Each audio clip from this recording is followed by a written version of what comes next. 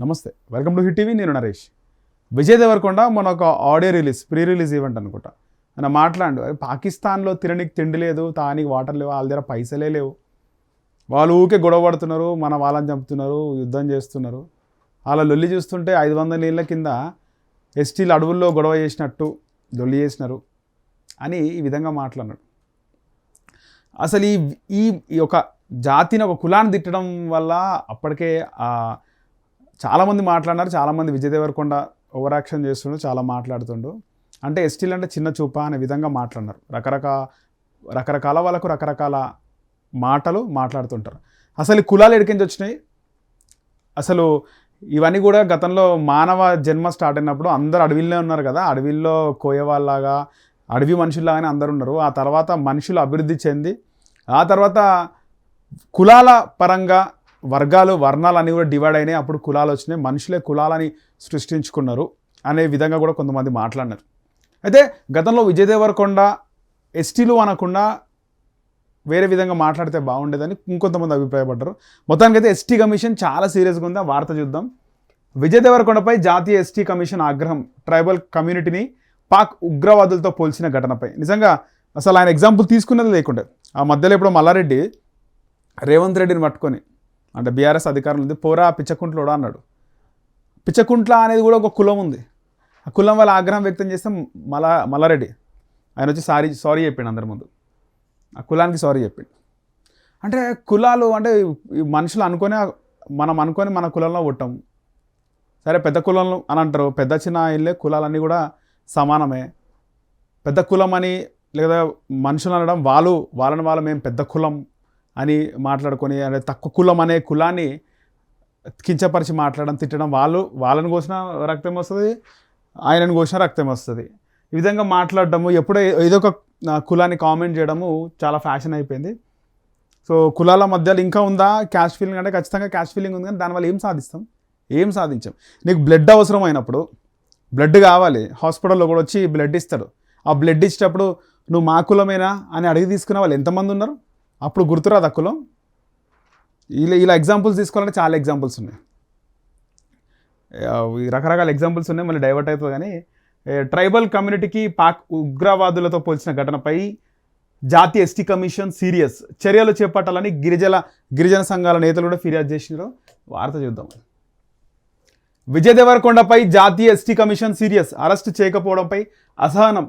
Tollywood hero Vijay దేవరకొండపై జాతీయ ST commission serious అయింది. ఢిల్లీలోని జాతీయ ఎస్టీ కమిషన్ ఎదుట బుధవారం గిరిజన సంఘాల నాయకులు హాజరయ్యారు. ట్రైబల్ కమ్యూనిటీని పాకిస్తాన్ ఉగ్రవాదులతో పోల్చిన విజయ్ దేవరకొండపై ఇప్పటి వరకు కేవలం నామమాత్రంగా ఎస్సీ ఎస్టీ అట్రాసిటీ కేసు నమోదు చేశారని కమిషన్కు వివరించారు.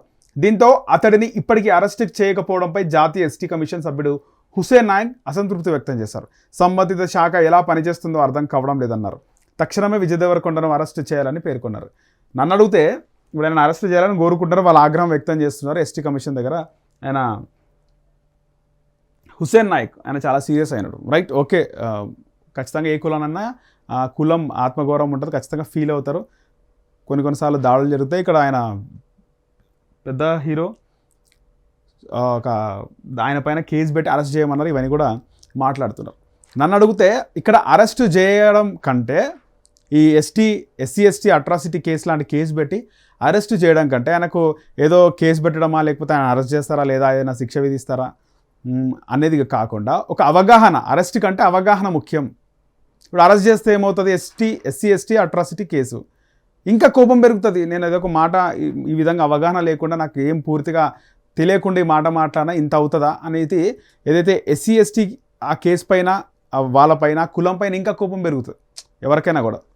సో ఆ అరెస్ట్ కాకుండా ఆయనని అవగాహన చేసే విధంగా, కులం ఒక గొప్పతనాన్ని ఆయనతోనే చెప్పించి, బహిరంగంగా సారీ చెప్పించి, ఆయన కూడా ఒక నిజంగా ఒక ఇది ఉండాలి, ఏమంటారు దాన్ని, ఒక బయటకు వచ్చి అరే నేను తప్పు మాట్లాడితే కొంతమంది మనోభావాలు దెబ్బతిన్నాయి అనిపిస్తుంది, తప్పు మాట్లాడితే క్షమించండి, క్షమాపణ చెప్తున్నాను ఒక మాట మాట్లాడితే అందరు కూల్ అయిపోతుంది.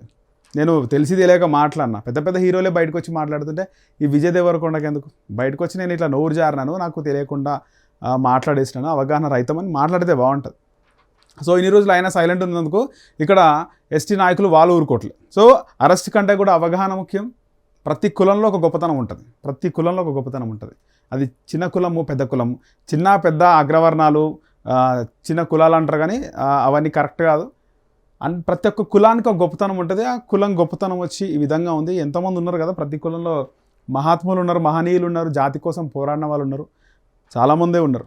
అది ఏమంటారు, చాలా ఇండియాలోనే అది ప్రత్యేకం.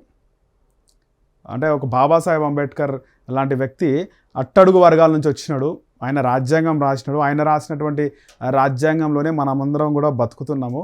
అంటే ఆయన ఏమీ లేని దాంట్లో పుట్టి, ఒక మురికివాడలో పుట్టి భారతరత్న అత్యున్నత పురస్కారం, దేశ రాజ్యాంగము రాయడము. గమనిస్తే బాబాసాహెబ్ అంబేద్కర్ గారి విగ్రహాలు ప్రపంచంలో ఆయనకున్నటువంటి విగ్రహాలు ఎక్కడ లేవు.